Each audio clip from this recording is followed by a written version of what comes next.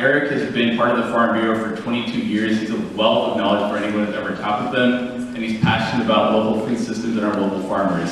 So without further ado, please give a round of applause for Eric Larson.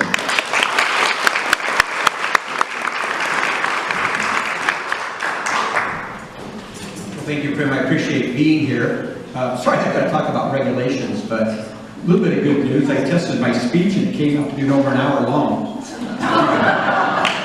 Then I realized I printed it twice. So it's really not that long, but that's fine. But anyway, for those of you who don't know, Farm Bureau, we're a local nonprofit organization here in San Diego County. There's a Farm Bureau in every county of California. We're linked together by the California Farm Bureau in Sacramento, but we're all doing the same work. We're paying attention to local agriculture, those things that keep farmers on the farm. And there's a few slides here to be telling you about, showing some of the things that we do. If you're just entering farming, or you've already been a farmer for a long time, or you just like farmers, you really need to know that in an increasing regulatory society, agriculture is not immune to regulations. Farming is highly regulated. Farmers like to be very independent, but nonetheless, there's a lot of regulations out there. So with this reality, I'm glad to be speaking to you on the program so you can get it behind you today, and then go on to things that are more interesting and more productive than just worrying about the regulations that have to be complied with. And please, don't anyone think leaving here today you're educated on the regulations. This is just really a snapshot. Each thing I'm going to talk about can be a seminar on its own, but nonetheless, I want to get you in the ballpark and get you understanding there are regulations out there. And so the things I'm going to talk about are those items because, as Prim said, the key farming regulations in the region. These are the things that are either new, changing, or I've seen result in recent regulatory and enforcement actions against farmers here in San Diego County. So to help separate these regulations, I put them into three categories: land use, labor, and environmental regulations. So under land use, basically land use is pretty simple and basically answers one question. Can you do what you want to do, where you want to do it? So land use decisions are local. A lot of people say, hey, I can't do what I want to do. I need to call my state assembly member. I need to call my state senator. I need to take this up. It doesn't work that way. The local land use regulations are taken care of by the city council or the board of supervisors, depending on where your farm or your operation is located. Because most of the farms in San Diego County are located in the unincorporated area, probably 80 or 90%, I'll kind of concentrate on those things. The things I'm going to talk about are pretty universal. While farming is allowed in most zones in the county, intensity and accessory uses may not be allowed. So there may be some things you want to do that aren't exactly farming, but you got to be careful and make sure they're allowed in the zone or the property where you are. So the most common thing we hear about is someone who wants to expand a farm or build a new farm, and they run afoul of the county's clearing regulations. So you may have a piece of property, you buy it, you lease it, it's zoned agriculture. Hey, it's zoned agriculture, I'm going to go for it. It's not that simple. Even if you're located on land that's zoned for agriculture, that land may be considered to have valuable habitat. And that's the bottom line. Every square foot of this county has been mapped as to what is and is not valuable habitat. The standard is if the land you plan to farm on has not been farmed in one of the previous 5 years, the assumption is habitat and endangered species are now established on that property. So 1 in 5 years is the standard. So that's a cautionary tale to people who are going out and expanding farms or moving on to new farms. If that's the case, you may be required to mitigate the loss of the habitat, or you may, at the minimum, be required to do biological surveys on the land that's there. So be cautious of that.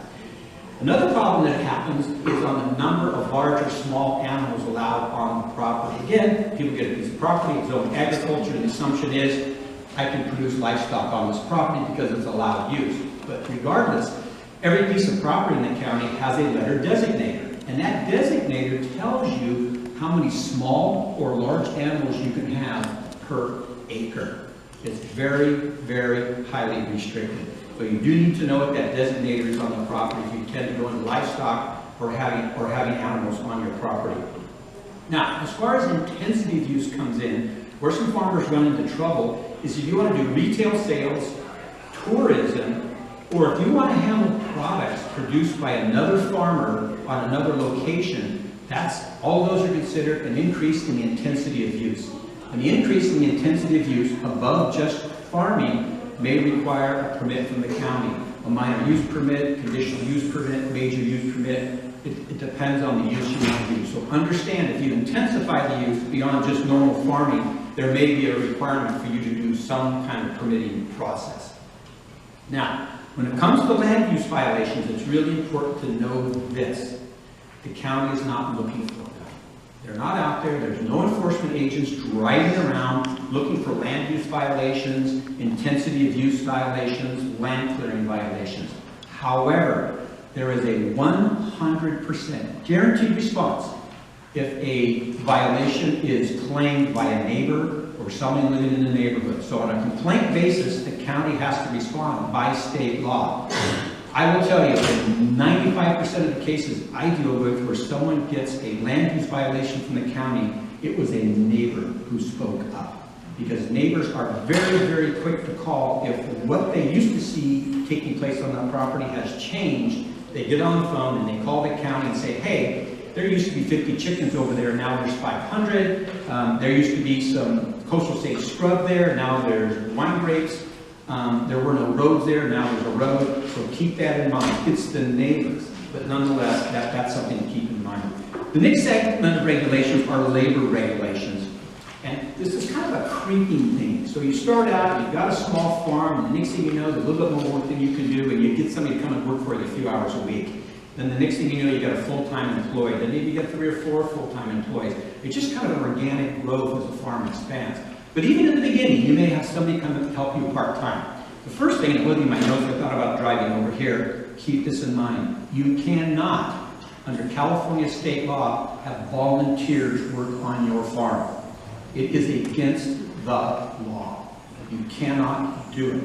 So I know, I see it all the time. Hey, let's have a planting party. We're going to have a harvest party. We're going to have all these different things that people think, I want to do this with volunteers. Absolutely, unequivocally against the law in the state of California. The key recommendations I want to make when it comes to labor are some things, again, where I see folks get into trouble. Number one, every employee has to fill out an I-9 form. It doesn't matter where you work. You work at a fast food restaurant, a bank, you fill out, all of you, if you're employed, you have filled out an I-9 form. Farmers tend to not be real good at getting this kind of work done because they find someone that can come and work and they want to get in there, and the next thing, oh, we'll take care of that paperwork later. Next thing you know, maybe weeks have gone by, maybe months have gone by. But make sure your I-9 forms are in order. Make sure your workers' compensation insurance is paid up. Just because you have homeowners insurance or a farm liability insurance policy, that is not workers' compensation insurance. Keep in mind, that is the one penalty that will get you in jail as a farmer, literally, in the state of California, is having workers on your farm and not having workers' compensation insurance. I don't know if you've seen those billboards around San Diego County that shows somebody with their handcuffs behind their back and says workers' compensation fraud. That's just not fraud against the employer or the workers' compensation company. That's an employer failing to have workers' compensation insurance. That's considered fraud against the state and against the employees that work for you. Payroll checks have to meet very specific requirements. Payroll checks have got to show the hours worked, the overtime work. What are all these deductions? It's got to be clear and on every paycheck that you give out. Labor posters. Labor posters have to be posted in a very visible place where your workers are working. And the labor posters for agriculture are different than the labor posters for other types of employment. Keep in mind, if you have the proper labor posters posted at your farm, they cover a 4x8 sheet of plywood. If your labor posters don't cover a 4x8 sheet of plywood, you don't have all the posters. There's that many posters you need to have posted where your employees go and work. So if your employees sign up to work at one place and they meet, but you've got a remote location, you've got to have the posters at both places. And then make sure your safety training is up to date. This trips up some farmers as well, because it's real easy to let deadlines pass and forget to do your safety training. Particularly heat safety training. The state is very, very sensitive, and you've read the stories about training employees about how to avoid heat illness. And it's a very strict protocol you have to go to. It's all driven by temperature, but every farmer has to have that manual in your possession, showing how you're going to do heat training, train your employees, and then follow those temperature triggers as well. And then the other one is pesticide safety training. It's a misconception that you only have to train those employees that are applying pesticides. Not true at all. Pesticide safety training has to be done for all the employees who ever come onto that work site where those pesticides have been used. And that doesn't matter whether you're an organic grower or a conventional grower, because they both use pesticides. You have to make sure you have that pesticide training done for all your employees. So, in 2019, on the employee side, there's two really important changes taking place that farmers need to be cognizant of. One, the minimum wage will go to $11 an hour if you're an employee with 25 or fewer employees. And if you have 26 or more employees, the minimum wage is going to $12 an hour. So that's important to keep in mind. Also, for agriculture, if you're an employer with 25 employees or more, you'll have to start paying overtime at 1.5 times the normal rate when workers have gone beyond 9.5 hours in a day or over 55 hours in a week. This is a significant change. California is one of the very few states with agricultural overtime, but until these new laws were passed, the overtime was 10 hours a day and 60 hours a week to allow workers to work extra hours seasonally. So to make up for the hours they may not get in January and February, they were allowed to work extra hours other time of year. That is going away. And this is this first year, these 25 or more employees with 25 or more employees is the first year on this on-ramp where we're moving agriculture to 8 hours a day and 40 hours a week. That will be the standard as by the state. You know, when you walk into stores, you see the Prop 65 warning that's there. Now, as of August 30, if you have any of those chemicals on your farm, you have to provide warning, training for your employees about those chemicals. So let's say you've got a 5-gallon can of gas can stuck in your workshop. You have got to train your employees that you've got a Prop 65 carcinogenic product on your farm, and you've got to teach them the safety of dealing with that particular product. That went into effect on August 30. I don't believe there'll be enforcement this year, but that's something that has to be done. My last item under employment that you should become familiar with, and I suggest every farmer become familiar with this, is the Federal Migrant and Seasonal Worker Protection Act. The acronym for that is MSPA, M-S-P-A, Migrant and Seasonal Worker Protection Act. This law is a federal law, originally intended when it was passed in the 1980s or 70s to protect those farm workers that were traditionally moving in a migrant basis from farm to farm. So what it did, it created a consistent set of rules. So if you're a farm employee and you worked at one farm, let's say picking grapes, when that season was over, you went to another farm and you were milking cows, wherever you did, the labor rules were exactly the same from farm to farm. Your paychecks would look the same, your training would be the same, your housing would be the same, farm worker transportation would be the same. It didn't apply if you had employees that worked for you full-time year-round. Over the years, there's been several court cases, and that law has changed by order of the court. The term seasonal now means any employee that doesn't do the exact same job every day, and the work they do may change based on the season. So you're an avocado grower, and you only pick fruit from March to August. Well, what do your employees do the rest of the time?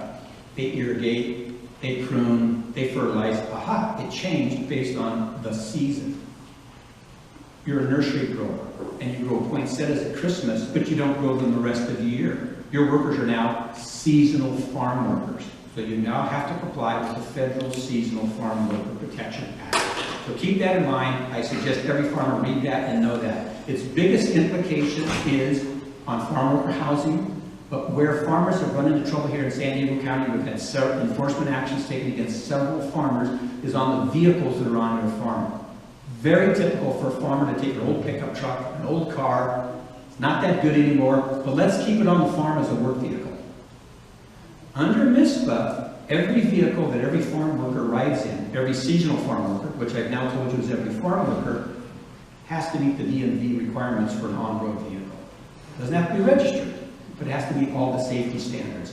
I believe last year we had one farmer who lost 25 vehicles, another farmer who lost 15 or 16 vehicles, and others that lost just 1 or 2. But any vehicle any farm worker rides on is going to be susceptible to those rules, and that's MISLA, the Migrant Seasonal Farm Worker Protection Act. The last section I want to talk about are the environmental regulations. We're seeing a lot of growth here, as you might expect. First one I'm talking about is the produce safety rule. So 2018 has been designated as the year for education for the produce safety rule, with enforcement scheduled to launch in 2019. Enforcement will be the duty of the California Department of Food and Agriculture. It's a federal regulation, so it's universal across the country, but the state departments of agriculture have been tasked with doing enforcement. So if you're in the business and you haven't met CDFA yet, you're going to be meeting CDFA at some time in the future as they do enforcement on the Produce Safety Act. While there may be some exceptions to this, and you may want to do some research on possible exemptions, essentially the rules dictate farms with sales exceeding $500,000 per year must already be in compliance with the produce safety rule. So that deadline was February 26th of this year. If your annual sales are between $250,000 and $500,000, the compliance date is January 26th of next year. So you don't have a long time to come into compliance. And if you're doing less than $250,000 or you're above the exemption rate of just $25,000 in sales a year, you have until January 26, 2020 to comply with the food safety rules. For compliance, the produce safety rules state that at least one supervisor or responsible party must have completed the standardized curriculum for food safety training. So if you're just a single operator and it's just you've got to be trained. If you have employees, a key employee, or someone in management position has to be trained on that. In today's litigious society, my recommendation is ignore the deadlines, do it. Get it done, show that you're already in compliance with the food safety rules, regardless of your deadline, if it's in 2019 or 2020. I suggest just getting it done. That said, also keep in mind, some of the folks you sell to, supermarkets, restaurants, it doesn't matter, they may have a stricter set of rules all their own. At a minimum, you're going to have to comply with the Produce Safety Act, but you may find that people you sell to, and don't be surprised if this happens, tell you, we want you to take it up a notch. We want you to get certified by a third party. We want you to have more robust record keeping. We want a better chain of possession to take place. So be prepared for that. That's a reality, and that could happen. Another federal standard that's right on the front burner today is the general waste discharge requirements that have been set by the San Diego Regional Water Quality Control Board. These rules come from the State and Federal Clean Water Act. I say this rule is on the front burner because it really hasn't impacted agriculture until the last decade or so. You may or may not recall the Clean Water Act came into law in 1969 in both California and federally as a result of two things. What was the Waihaha River, I forget the name of the river, in Ohio caught fire in state back east, and there were the blowouts of oil drilling platforms on the Santa Barbara coast. As a result of those two events, we got the Clean Water Act, and California got the Clean Water Act as well. And farmers are obligated to prove and prevent any pollution leaving their farm under the Clean Water Act. So it's both a federal and a state requirement. And the rules require this. Farmers have to use best management practices to prevent polluted runoff either in their irrigation water or in stormwater. So you are responsible as a farmer if a storm hits your farm, if any compost leaves your farm, any fertilizer, any materials leave your farm, you're in violation of both the state and federal Clean Water Acts. It's your responsibility to make sure none of those things leave your farm, regardless of the type of event that makes that pollution leave your farm. You have an obligation to map your farm and submit those maps for inspection that show where everything that could be a pollute is stored on your farm and where the things are that take place on your farm that you're doing to prevent pollution. And then the other thing you have to do is take 2 hours of pollution prevention training a year. And the third thing is it requires membership in a third-party group. So you do best management practices, you take training, you do record keeping, And then the state says, how do we know you're not polluting after you've done all these things? You then have to join a third-party group that's going to go out and test the runoff during the rain and during the dry season to see if there are agricultural chemicals in the runoff getting into our rivers, streams, bays, and beaches.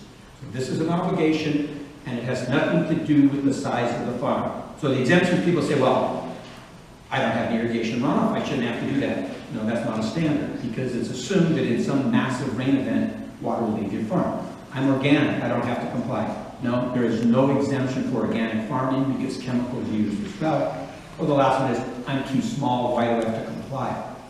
The rules are silent on the size of a farm. The standard is the farm commercial. Are the products being on that farm being sold? If they are, you're commercial, regardless of the size, and you have to comply with those rules.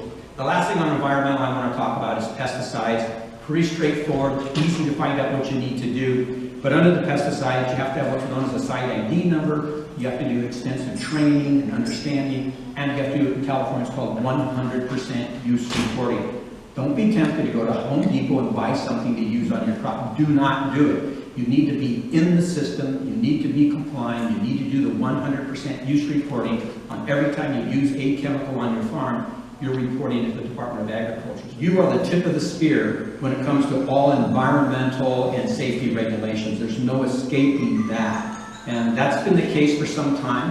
I think that will continue to be the case, and we're particularly seeing that in labor enforcement and labor regulations. So that's just a California thing, and I have no reason to dispute what you just said because I know how California operates. Anybody else? All right. Oh, one more, and I think we'll still be on time. You mentioned that volunteers are not allowed to work on farms. Can you go into that a little bit more? Yes, volunteers are not allowed to work on farms. I'm not trying to be a wise guy, but that's what it is. And so it was a practice, very, very common, not that long ago in the state of California. Not to get into too much depth on this, but it's important to keep in mind that labor unions have a very, very strong voice in the state of California legislature right now. And that was one of the things that they did early on, is get those regulations passed. So if you're a commercial farm, if it's just your home garden, you're not selling anything, bring the neighbors over, pop some wine at the party, do whatever you want. But if you're a commercial farm, and what that volunteer is doing, you would have to hire labor to do it if that volunteer wasn't there. That's the test. Odds are pretty good if you're a commercial farm and you have a volunteer doing work, you would have to hire someone to do that. So that's the standard the state of California follows. We've actually had farms face some pretty serious problems here in San Diego County over that. I certainly hope we don't see any more of that, but you have to be really, really careful on that volunteer thing. You didn't hear it from me, but don't go on Craigslist and say, I'm looking for volunteers at my farm. You just don't want to do that. It's not unusual for occasional, have a friend help, something like that, but keep in mind, in the state of California, that is a violation of labor code. What's that? That does not include family. Sorry about that. Volunteers are non-family members. Yeah, Trish, one last question. Excuse me? Insurance, agricultural insurance. They have to be paid insurance, paid the minimum wage. Yep. You can call them whatever you want. But as long as they're employed, they fill out their unnamed form, and they're getting their minimum wage, they're not a volunteer, and they're good to go. All right, thank you very much. I really appreciate it.